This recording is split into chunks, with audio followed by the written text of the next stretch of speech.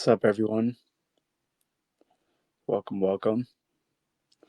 Good to have y'all here. Excited to bring Serj up. It's about to break it down. Talking all things NFTs. Oh, the man is in the building. Mr. Serj is here.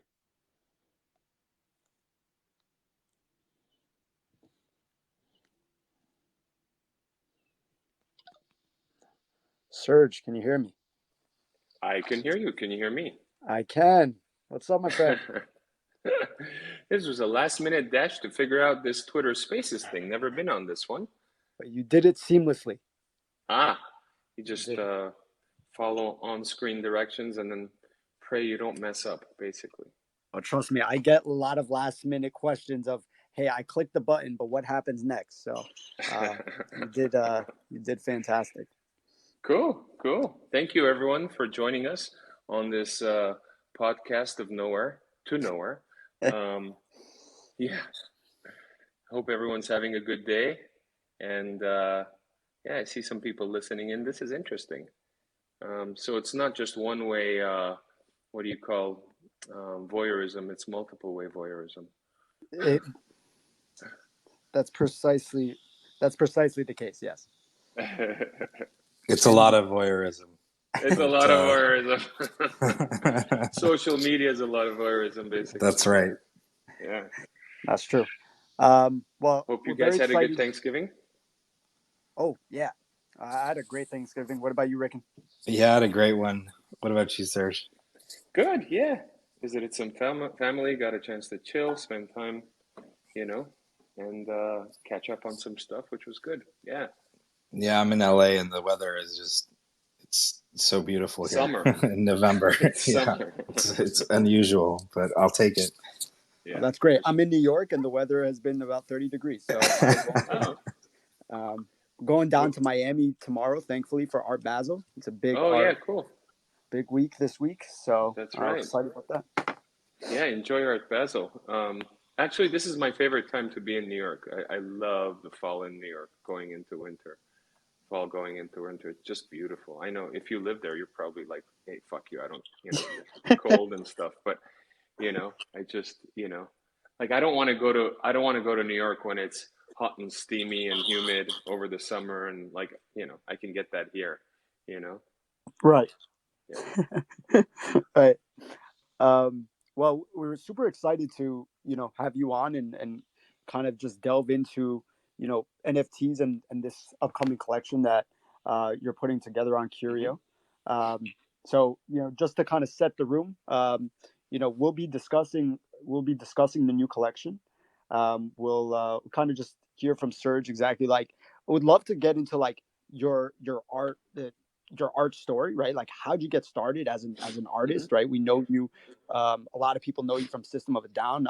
I think it might be kind of a shock, like an awesome shock that you're also like an artist, right? Like you're a traditional artist. You're an artist of all sorts in a lot of different Yeah. verticals.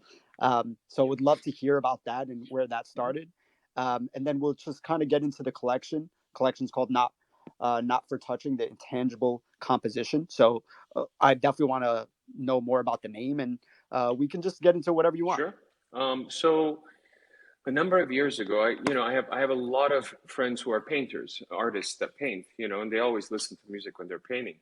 And a number of years ago, I had a neighbor who was a painter, and so he'd open his garage and he'd be painting, listening to music. I'd go out, say hi, we'd have a coffee, and I'd watch him paint and whatnot. And for years, many years, I've been interested in because I've been interested in scoring films, and I've been scoring films and video games and TV series and stuff.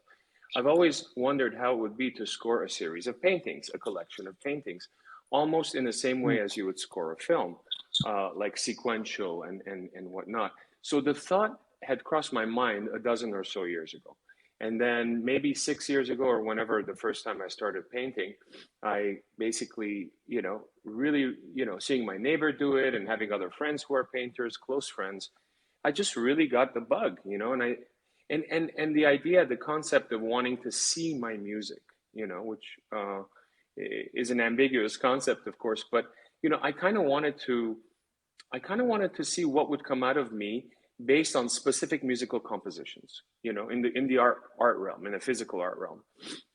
And so my first painting was called Disarming Time.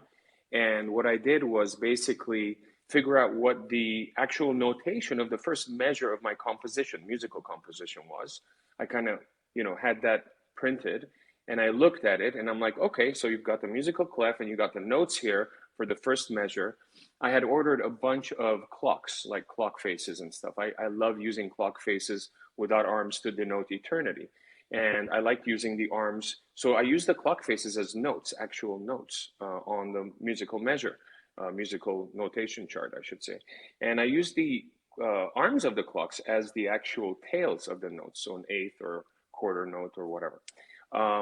And then I painted this giant, I forgot what the size is. It's literally hanging next to me and I'm looking at it right now, but I would say it's about 4 by 6 or something like that. And I finished it, and there's all these protruding clocks and just beautiful paint splatters and all this stuff, writings on it, and also the musical measure. And I stepped back and I'm like, wow, this is really beautiful. I've never seen anything like this before. This is not just beautiful, but I've never seen anything like this before. So that really turned me on. And the fact that this was based on a beautiful piano composition I had written that went along with it, was even more compelling for me. The ability to share, to have people experience multiple senses of artistic kind of embellishment simultaneously is really intriguing. So that's where it started. At first, we put in like cool little JBL speakers under the canvases, and we tested all these things with those little iPod things that they used to have, like the single song we put on and try to make it work. And then eventually we figured out it's best we stream it and have some type of optical recognition app that recognizes the painting and does a better job, so we don't have to deal as much with technology and or technical difficulties with speakers and Right. stuff, and just like have people focus on the Mm. experiential value, and that's how it started.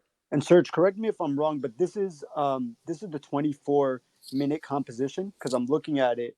I know Rolling Stones wrote a little bit about it.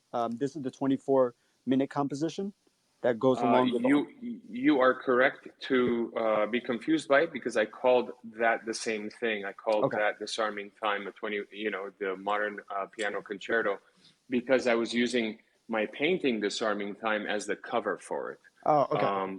But no, the musical composition I want to say is about 3 or 4 minutes. It's just piano for the piece Disarming Time, the painting Disarming Time, which I used as a cover for my piano concerto. Awesome. Yeah, I'm going through a bunch of it now. It's no, it's actually some beautiful work. I would love Thank you. for you to kind of compare it to like what was that experience like as compared to like creating like the more traditional music that you're known for.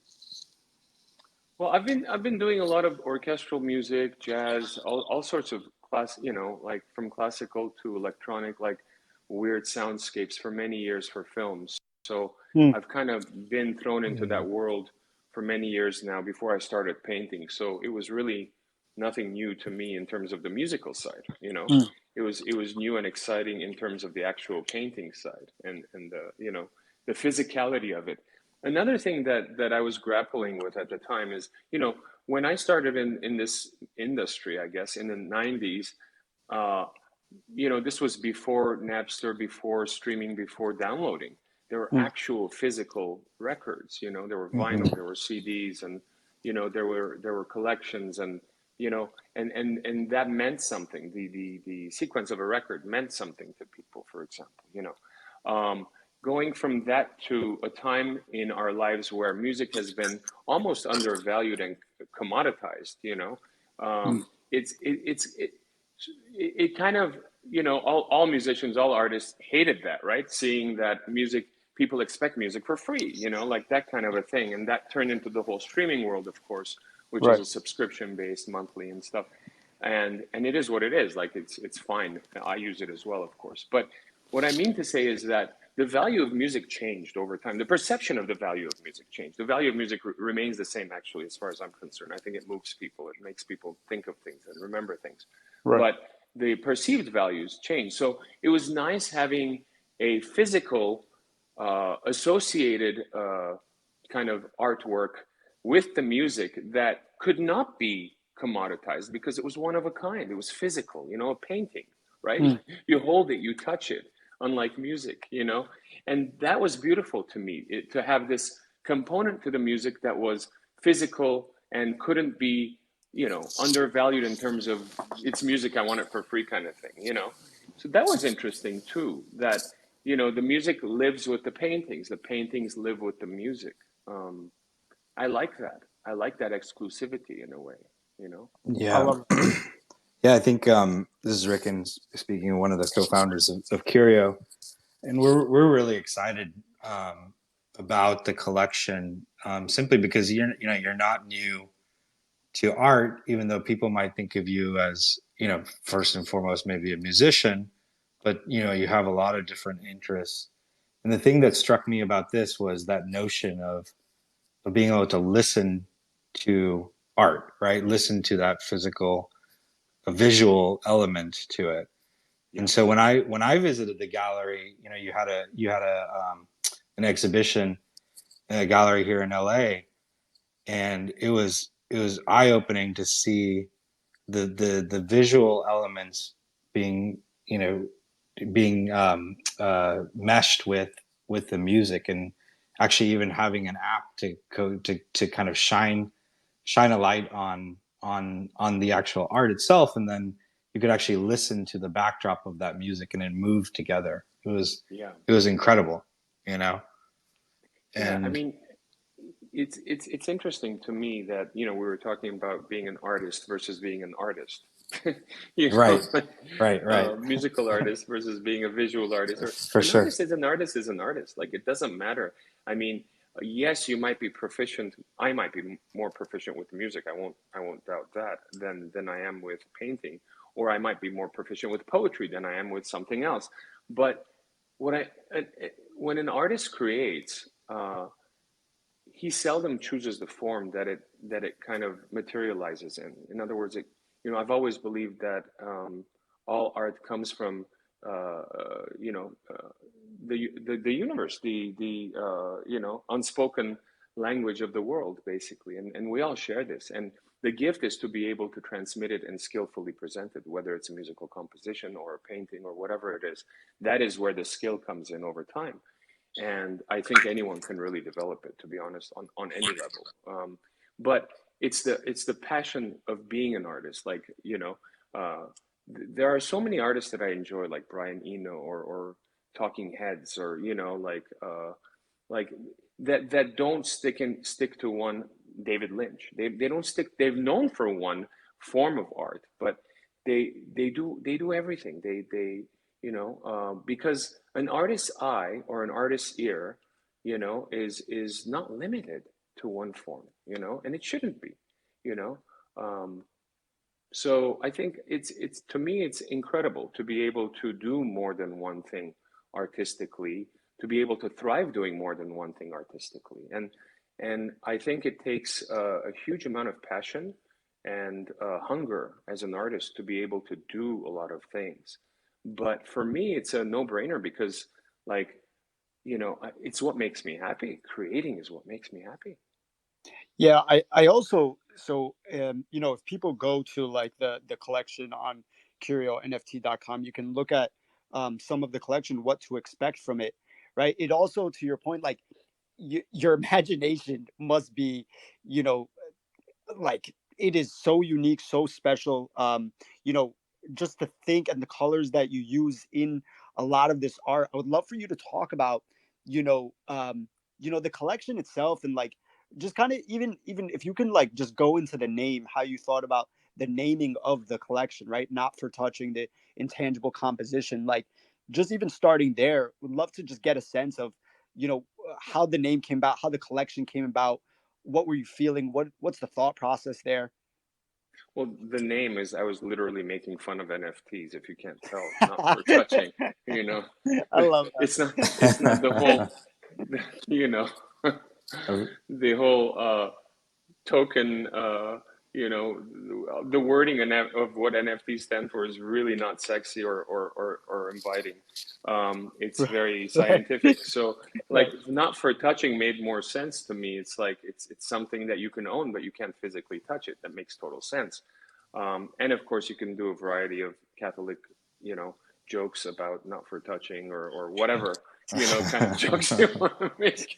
It's like I was making fun of NFTs. And the intangible composition is what I was referring to earlier, which is, the composition uh, that you can't hold, the music itself, but the composition is also the painting now, in my physical gallery setting exhibitions, the intangible composition is only the music itself because the painting is actually tangible. But in terms of the NFT setting, they're both intangible. So the Mm. intangible composition becomes the perfect marriage of the music and the artwork. And the all of the things in between, like you know, I gotta say, I'm incredibly grateful that my friend Roger Kupelian, who is an incredible digital painter, animator, storyteller, who's made a number of my videos in the past, from the Elasticity EP to way back, reconstructive demonstrations, which is a song I did for my second solo record, Imperfect Harmonies. He's done these incredible videos. He's just this wealth of creativity. He used to work at Weta for years, on the South Island in New Zealand on Lord of the Rings, and his artwork's been made into stamps in New Zealand. He's just an incredible talent. So he did all of the animation and digital painting and this marriage of the music with my actual art pieces. He made them come to life. He made them dance. He made them provoke. He made them, cry. Like he really, and I'm really proud of this collection because of it, because I had the art and the music already, and Mm. putting those up is one thing. Which we do in a physical setting in galleries and museums and whatnot. But what he did to the pieces really changed the whole thing, and it made this incredible. It multiplied the artistic values of the piece by huge quotients, and that to me is like I'm very grateful for. Mm. I I love that.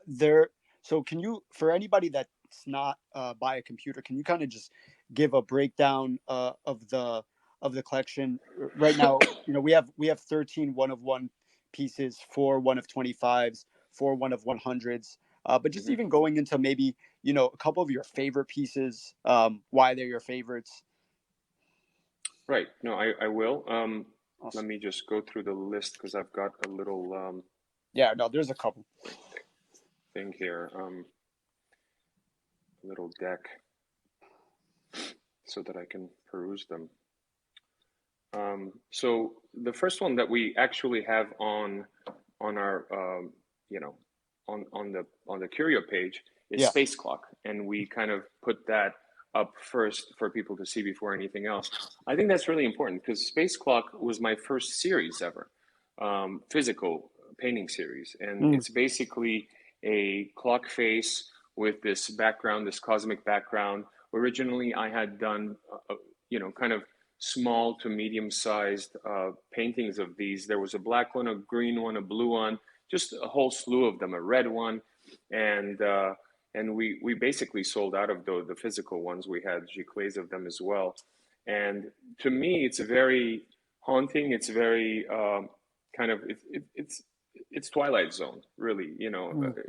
it and so it's really a great image, to start the whole kind of NFT world, and it's science, it's sci-fi basically. Mm. So it works to me. It works with this whole digital domain of art. So that I'm really happy about. I can go one in a row. Or Notes in Water is really trippy. It's moving.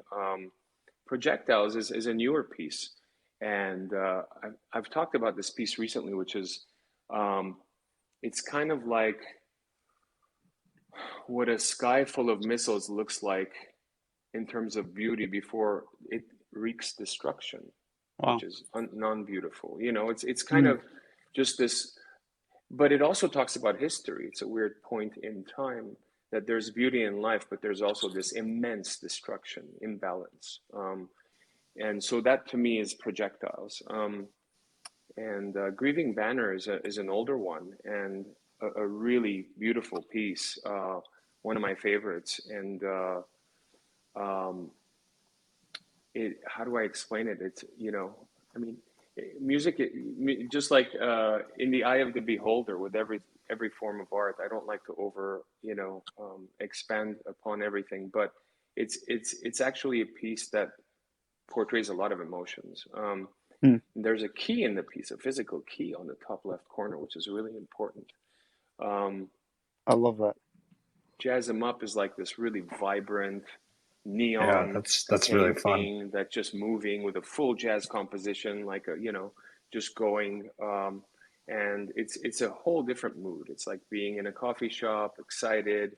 You're drinking a lot of kavat coffee. Plug, right? Plug.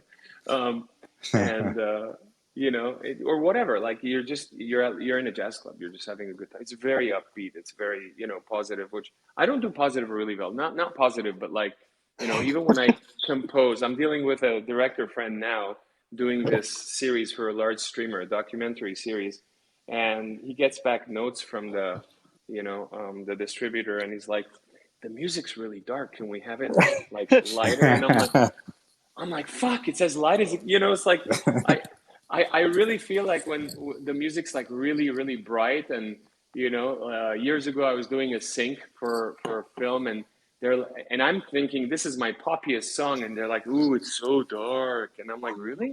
I mean, I didn't say really because they were, I didn't want to offend their sense of perception, but Right.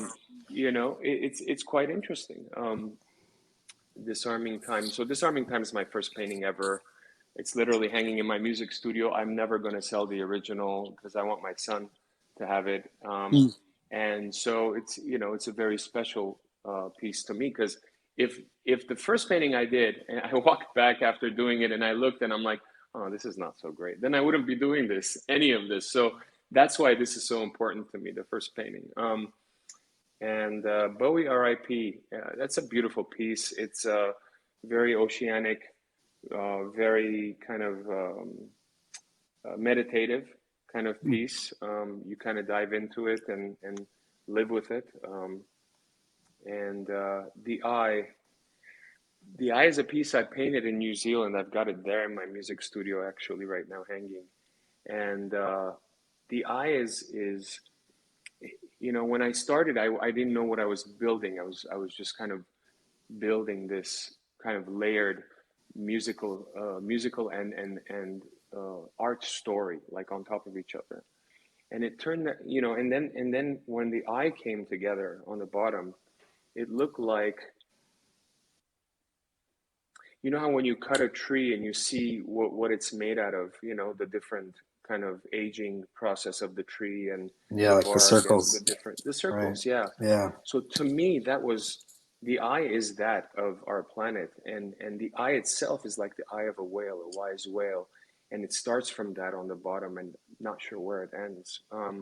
But it's a beautiful piece. Ethnic Cause is, I gotta say, the NFT for Ethnic Cause, I I'll put that up against any artwork in the world because I think that is like probably one of my best pieces as far as NFT because what Roger Kupelian did with the animation to that, coupled with the music and the vibe of the music going into it, there's like this magic there that I'm sure anyone who's watching it or and listening to it is going to understand that this is incredibly unique piece. Yeah, actually, that piece, like, it really speaks to, I think, a lot of your kind of your thought process and what's inspiring a lot of this art. Like, it seems like you really think through a lot of like us being humans, right? Like, what drives us, what motivates us, what causes us to fight and go to war. Like, it just speaks to a lot of like humanistic elements with a lot of like color for anybody that's not looking at it right now. It's really an amazing Stunning. ethnic color. It's a stellar piece. Yeah, thank you. Yeah, Yeah, beautiful. I think what Roger did, it just still blows me away. I mean, I literally show it to every friend that I see. I'm like, "Have you seen this?" You know, and they're just like, "What the fuck? It's incredible." Um, Yeah, where do you start with the process? Are you, obviously there's music tied with visual, right? mhm. Does one come before the other, or how do you think about it in kind of that holistic sense of, the combined 1 + 1 = 3, so to speak, right? Generally, music came first because I had a lot of music and I hadn't painted when I first started painting many years ago. So music came first. And because I wanted to see what the music looked like, the music came first. But as I painted and became more comfortable doing so and became more free form and kind of, I did all those things with the measures and the clocks and, scales. And after doing that, I just started free painting, then I started also reversing the process where I would just paint, because of what I felt to no music. And then I would go pick something from my own compositions that perfectly matched the painting, or I'd create one. So I've done both. Primarily it was music first, but I have done both. And I think that's interesting because again, with art, you have to experiment, you have to change the process, you have to break the rules, go back to the rules, try different things. If you sit on a piano and you write the same type of music because you're always starting on, I don't know, C3, on all your chords, then fucking switch your hands up, close your eyes, start on a different key. You have to trick yourself into being creative at all times. Hmm. Yeah, and the notion of clocks, you kind of alluded to it earlier. Like where, like I see that motif in a lot of your pieces. Is that there's obviously the kind of literal sense of time, but then I have a feeling there's other meaning to it, or kind of how you think about it as well. Yeah, so years ago, this is before System of a Down, before we made Mesmerize and Hypnotize. I saw this French documentary film called The Gleaners, and it was just a beautiful, indie arts documentary film. And in it, there was this woman that went to like a pawn shop and bought a clock, a beautiful little clock, uh, and it was almost free. It was really cheap because the arms were cut off. It was a clock without arms. And as you know, as a logical person, you would say, well, what's the use of a clock without arms? But she was seeing it as an art piece. Um, and so, if you ever look at a clock without arms, if you ever face with a clock without arms, you'll see what happens to you. You're used to seeing the arms in whatever position, but when you see it without arms, you kind of just freeze for a second and you go, "What is this? What is this saying to me?" And to me, a clock without arms signifies eternity because time is a human construct. It doesn't exist. If it was universal, animals would recognize it, trees would recognize it. It's a human Hmm. construct. It's our way of dealing with how the sun revolves around, the earth revolves around the sun, and and how the seasons and how we deal with it, farming, this, that. We've made logic out of lemons. So it's our way of dealing with it, but technically it doesn't exist. Um, Right. so the clock without arms to me, it had that value. And I remember when we were making Mesmerize Hypnotize, I actually went to a pawn shop, found all these old cheap like giant clocks, not giant, like I'd say mid-size, like something that you can put on a side table. And I broke the arms off each of them and I painted them, I wrote stuff on them, and I gave it to my band members and our producer during the Hypnotize Mesmerize sessions. And if you look at the artwork that Darren's dad did on those two records, it has the clock without arms in there as Hmm. part of the artwork. So the whole idea of that came from way back there, way before I even thought of painting.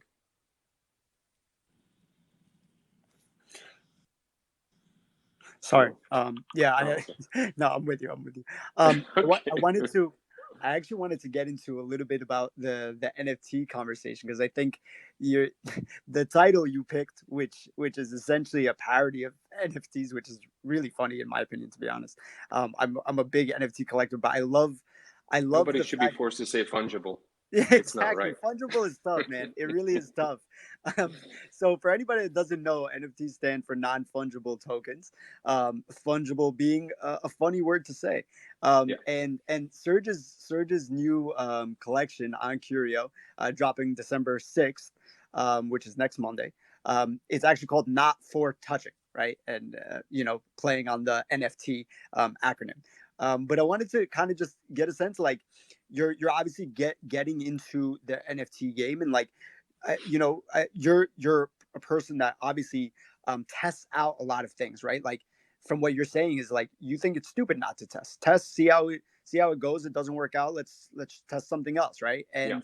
And would love to just get a sense, like, why NFTs, why now, like, why you've obviously done well as an artist in all aspects, especially specifically in the physical realm, like, why NFTs in this digital world now?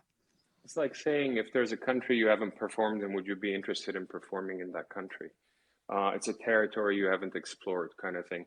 To me, NFTs work perfectly for my artwork because I'm already kind of feeding into multiple sensory, what's the word, interaction, right?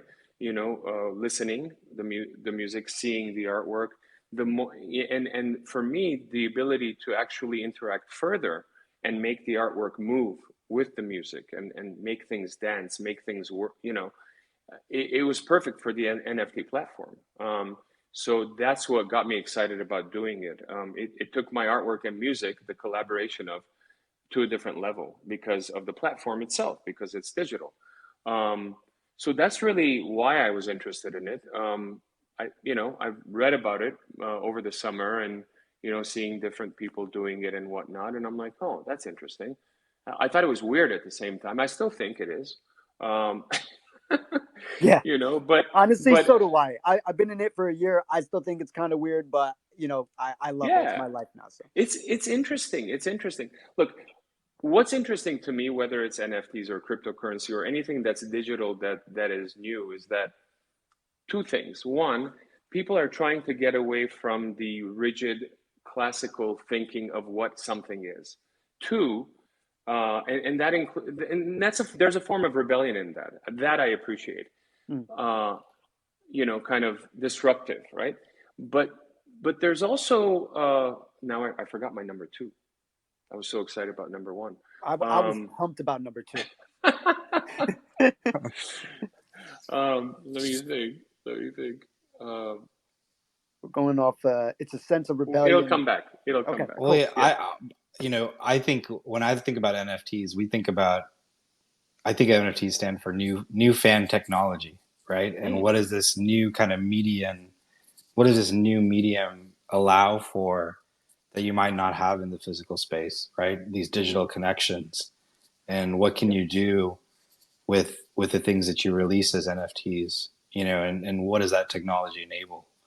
And so to me, obviously going to the gallery and seeing your pieces in the physical space are moving, but now I can take them with me in my phone. I can take them wherever. I can show them to people, and kind of bridge that. There's a digital connection there that might not exist when you go visit an art gallery or an art exhibition that exists now. I found And my so, number two. My sure, go number ahead. two is Yes, let's. I Yes, want let's number hear two. it.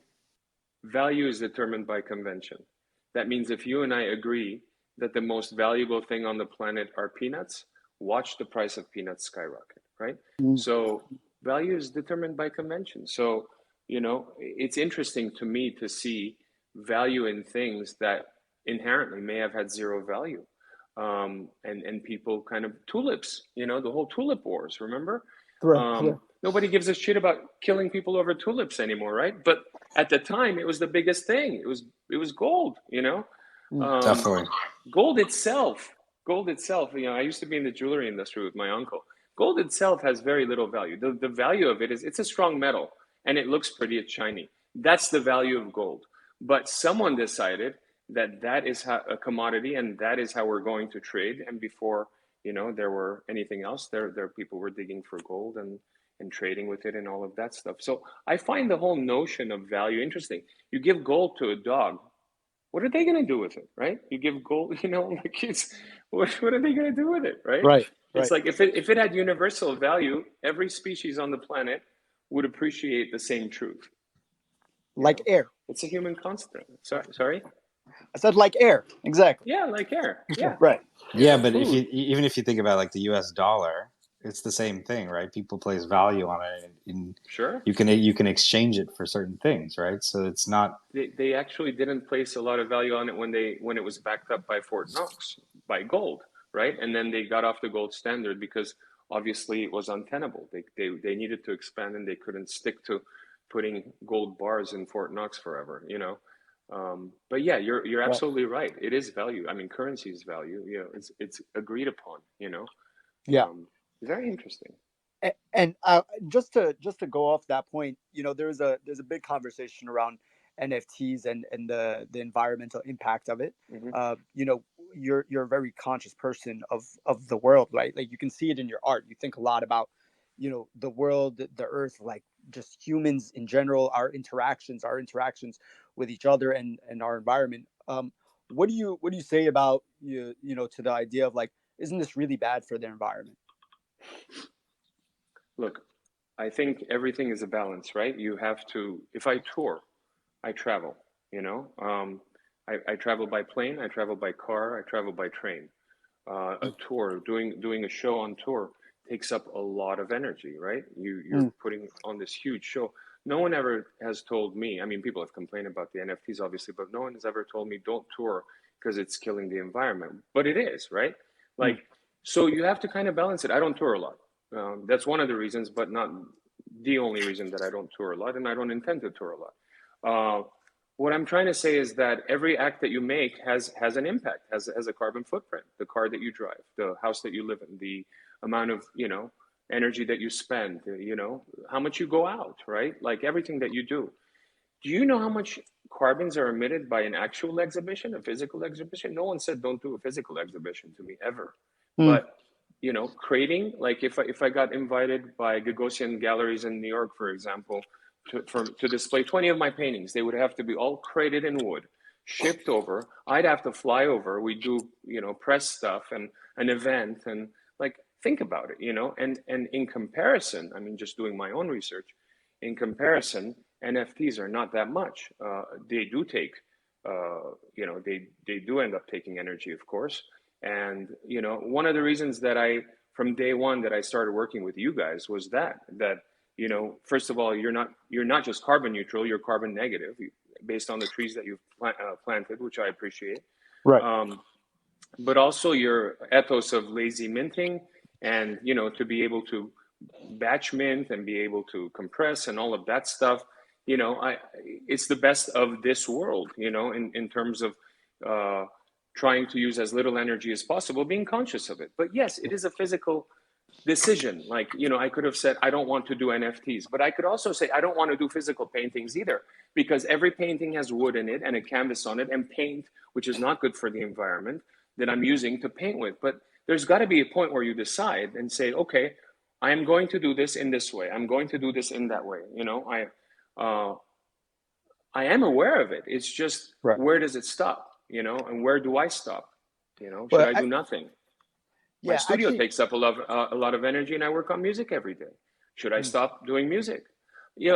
I'm not being facetious. What I'm trying to say is that there's a kind of uh, as an artist, you need to express yourself and do all the things that you want to do. At the same time, be aware of its consequences as much as possible, and not do them when you see that it's getting out of hand. I guess there's no other way of explaining that. yeah, no, and something I was struck by, just speaking to you earlier about this collection, and just the amount of research I think you've done, and just to reset the room real quick, what I personally learned is, there are a lot of artists that are getting into the space and this and that, but they're just dabbling, right? And just something I want the entire room to know is that you've actually been an artist, not just a musician, right? In the traditional Correct. sense where they think you just go on tour and play in a band, but like you're actually an all around super well-rounded artist that has been Thank you. doing traditional art for, I believe, the last 12 years, right? And you've actually dropped More like art 6, 7, but yeah. 6, 7. Yeah. Okay. Hmm. Yeah, but you've been thinking about it for over a decade now, right? And Absolutely. so you've been Well, I've done practicing. a bunch of exhibitions. I've done group exhibitions. Right.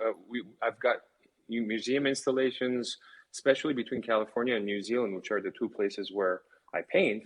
Right. We've had a bunch of exhibitions and still do, and we're setting more up. It's just, it's part of what I do.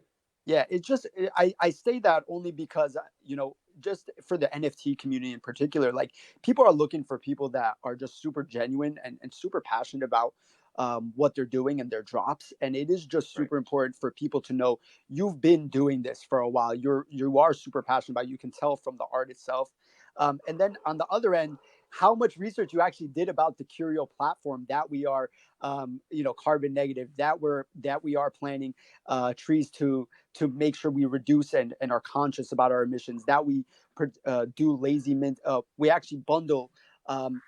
We do lazy minting bundling, right? Where we're essentially minting all the NFTs at the same time. We don't do it on demand. We do it all at the same time. The files are essentially compressed upon minting, and it actually dramatically reduces our carbon footprint. So Serj is actually looking into a lot of these things because he is actually a very conscious person. One of honestly one of the more conscious people I've come to meet. So I just want the audience to know that without you necessarily having to say all that yourself. So I really do kind of just appreciate the amount of thought and research you put into this. And I actually want to just Thank get you, bro. into something real quick also. You are a lot of some of these proceeds are actually going to charities that you personally work with, correct? Yes. So Yeah. Tumo is a very important nonprofit that I've worked with for years. They started out in Armenia building this incredible technology school as an after school program. They teach kids, I think they're up to 10,000 or 12,000 kids for free, how to do animation, graphic art, music. They have a music program. They have all these different incredible programs, robotics and engineering and architect. Like they're it's this unbelievable kind of nonprofit, and they are all over Armenia, and they're building. They just got funding to do a bunch more centers across Armenia, and the Tumo brand has actually been exported, and they opened one up in Berlin, one in Paris. All of in Ukraine, and they're opening up Tumos all over the world. We are actually going to have a Tumo in North Hollywood, California. The local LA council approved funding to open up a big Tumo school here. So I'm really, really excited. And I've seen how transformative it's been to youth, giving them a place where they can hone and learn technology, learn, all these incredible new things. And writing video games, doing animation, like so many different things. I personally helped start their music program in 2011 because I played the opening of the Tumo Center in Yerevan, Armenia, and I was speaking to one of the founders, and I said, "Are you doing music as well?" He goes, "No," and I said, "Why not?" He goes, "Absolutely no reason." He goes, "Why don't you detail what we need and we'll start a music program as well?" Like they were so cool and open, and now they have like all these bands, which is incredible. You know, going out from Armenia, putting records, touring, and doing this stuff, representing the culture. These young people doing it their own way in a modern way. I'm just really proud of Tumo as a nonprofit. And so we're donating 10% of all NFT proceeds to the Tumo That, educational platform. that's awesome. As You should a check out tumo.org to learn more about the school. and how do you spell Tumo? TUMO. TUMO .org. Awesome. Correct. Yeah. Yeah. As so my parents are Egyptian, so I come from, I was born here, but Ahlan. I come from yeah, so I come from a background, a minority background as well, and we're always told that the only money is in medicine and this and that. So I always appreciate supporting the arts and sciences and business. So I love it. I love what you're doing. Very well. Merci. And yeah, Rick and you. Oh, I was going to say my parents also came from India, and my mom still wants me to be a doctor. So It's it's never still too late. it's never too late. It's one of those things. Uh, So I love the cause, and I was going to the Tumo site. It's incredible. Where you're planting a seed, many years ago, and it just kind of transforms and evolves into something bigger and better. Yeah, So really, Armenia's turned into a tech hub right now in that part of the world, because of the literacy rate of the country, but also because of initiatives like Tumo to teach kids to get into technology at a younger age and give them the tools to proceed in that direction. And so it's helped with a small school that started many years ago that for free taught all these kids these things is one of the reasons that of the positive outlook of Armenia in terms of technology center. It's I, that's how you change the world. I love Those that. kind of initiatives. I actually, in terms of changing the world, I think one of we can go for however long you want, but actually one of the questions I wanted to make sure to ask, and we actually got this question on Twitter as well. Mm-hmm. How do you think this actually transforms music and art just moving forward? Right, like you saw, some artists getting involved in NFTs prior to yourself, but how do you Mm-hmm. actually see things shifting and moving forward from here? I don't know. I don't know. I'm not necessarily the best one to predict what's going to be the next thing as far as art or music. I have no fucking idea, to be honest. But what is exciting is there are other ways, and discovering other ways to do things. For me personally, it's doing things I've never done before, and within the arts mostly. And that to me is exciting. Years ago I was just writing lyrics, and then I started writing music, and then I started writing not just rock music but working with orchestras, and then doing a jazz band, and then doing and then doing scores, and then doing art, and then doing producing films, not just scoring them but producing documentaries. And just everything that I've done because I'm impassioned about that particular project, being involved in a different way, and to try to contribute to that project in that way, in a new way, and to learn from it. As an artist, I've learned a lot doing many different things. I did a musical in 2011 with Steven Sater, an amazing writer who had done Spring Awakening before our musical. We did Prometheus Bound. I mean, I worked in Boston for many months, between New York and Boston and LA, and we did this incredible musical that ran at Harvard at the Odeon Theater for a number of months.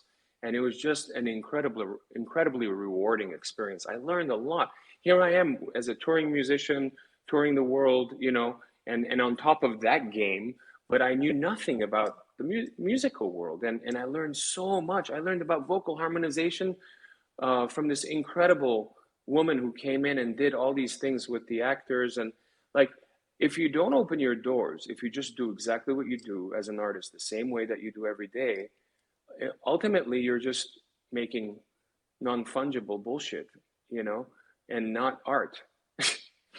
you know, Yes, you yes, know, that is very true. Yes, you're right. you gotta change, and you can't be afraid. You can't be afraid that the first solo record I did was rock, because there were a lot of songs that I wanted to push through the System of a Down kind of what's the word, funnel, Mm. that just couldn't happen at the time. So I did my own solo record, which was a rock record. It did really well, Mm. and now any other normal musician would have gone, let's do a second rock record. I went to the label and I said, I don't want to do a rock record. And they're like, Right. what do you want to do? I'm like, I want to do an orchestral fusion record. They look at each other, they look at me, they're, they look at each other again. They're like, this guy's crazy. He's going to fuck this up. Okay, do whatever you want to do. Right. So I did that, and that was a record called Imperfect Harmonies. And then a rock record came to me, which was Harakiri, my third solo record. And it just came to me. All these songs just came to me in that form. So I put out a rock record. So I think you can't plan as an artist, like right now I'm excited about doing this operatic thing I've got in mind, with these different singers, from like an opera singer to a death metal singer and everyone in between, and with this huge orchestra and choir, it's like, that's what I'm excited about, because I want to do that. It's what, like that's what it is. You can't stop. You got to do something out of your comfort zone, not because you have to, but because it teaches you something. Hmm. I love that. I think we're getting a lot of like messages on, Serj, you inspire me, and Serj, you Fuck you, inspired me when. Serge. Yeah, no, Go we're make me getting a another lot of System album, asshole. we're getting a lot of that, but we're getting a lot of you inspire me, Serge, and I think you inspire a lot of people because you try new things. You're not scared. You're not scared of failure. You're not scared of flop. You're just not scared. I think that I'm that not is really scared. that is really inspiring. You know who should be? I've got friends who are surgeons. They Mm. should be scared. Like when they're operating on someone, like they could kill them accidentally or whatever. Right. And I look at them and they're like really calm people, and I'm like, wow, why should I be scared? I fucking do music, man. Why I, should I be scared? that's amazing. The way you put things also is pretty epic. So I thoroughly appreciate it. Thank you, Um, brother. I would love to kind of anything else you would like to people to know about the collection before we go. I want to be courteous of everybody's time, so anything else you would like to kind of say or people should know about the collection's dropping next Monday, December 6th on the CurioNFT.com platform, so you can check it out there. Follow us on Twitter and get updates on all of this. But anything else that you would like people to kind of know about? I just want them to see it and check it out, and hopefully they enjoy it. There's nothing else really. Love it. Yeah, one thing I would like to mention is that, not only do the NFTs exist, but some of them have a signed G-Clay print as Oh well. yeah, we didn't talk about the prints. That's And right. so you kind Most of of, them actually. yeah, Yeah. most of them. And so we wanted to, in terms of kind of when you were thinking about the collection, we got into a room or we got on the phone. You were like, how do I make things that are priced more accessible, and then what's the physical component to it, right? And so I know that was important to you. Yeah. Value is important. Like we wanted for people to feel that they're not just getting an NFT, but they're getting something besides it. And so by getting the litho for the different what do you call it, series collections. There are one-ones as well, and even the one-ones have larger kind of museum quality, unique, one-of-a-kind prints. So I feel like based on our conversations, based on all the different variables, I think that there's a lot of value in what we're doing, both on by marrying the physical with the digital in terms of the offerings. Love that. I think the physical to digital component is very important, especially because your work is so. I honestly like it speaks a lot digitally, but like to also have a physical print is pretty epic. So I'm excited for all those that are able to pick that up to have that physical and digital piece that are matched together. I'm Um, excited too. I'm excited to see people's reaction and having them see the animation and all of the work that's been put in, and I'm just excited about doing it. Yeah. for sure. Um, Ricken, you have any other closing message for our friends here? No closing message, but I'm just super excited about this. This is awesome. We started this discussions about 4 or 5 months ago, maybe, Hmm. and Yep. we're really excited to bring it to life. And I think you had to do your research and you kind of wanted to explore and see how you wanted to enter this new universe, and really excited about this project. You know who I want to thank? Cool. I want to thank Mark, Mark Oh, Anise, that's right. Yeah. because I was having dinner with my manager George, and he was walking by, and I hadn't seen him in a long time, and he's like, "Hey, Serge, what are you doing here?" I'm like, "What are you doing here?" And we just had a chat, and at the time we were talking about NFTs and how this, what it can offer my artwork, art and music work, I should say, and it would be cool to like find a company that is doing it that we can confer with. And he goes, okay, I'll hook you guys up. I'll let you know. And we followed up with him, and he connected us to you guys. So I'm really, really thankful for that. Mark Geiger. Did I say Ganima? I'm Yeah, sorry. Mark shout out. Geiger. Yeah, I was gonna say shout out to Shout out Mark to Mark Geiger. Geiger. Yeah, He absolutely. he used to run music at talent agency William Morris Endeavor, and then he helped Before start a that, he lot. was at Artist Direct that he started, Exactly, which was Rick's exactly, company. And yeah, exactly. really He ahead was. of his time. An amazing, amazing curator slash visionary in terms of the music world, not just the music, but the art world. Great guy. Yeah. Yeah, Thank you. talk about someone that understands technology and art, and vice versa. You know, Absolutely. he's truly special. Yep. Not sure if Mark is here, but we appreciate you, Mark. Thank you. All right, I think Sounds like a wrap up, guys. that's all the questions we got. So really appreciate it, Serj. Thank you for coming Serj, on. thank you so much for your time. My pleasure, guys. Thank you as well for your time. And thank you, everyone who's gotten on to listen to our bullshit. Have a beautiful, beautiful day. Stay safe, healthy, and inspired.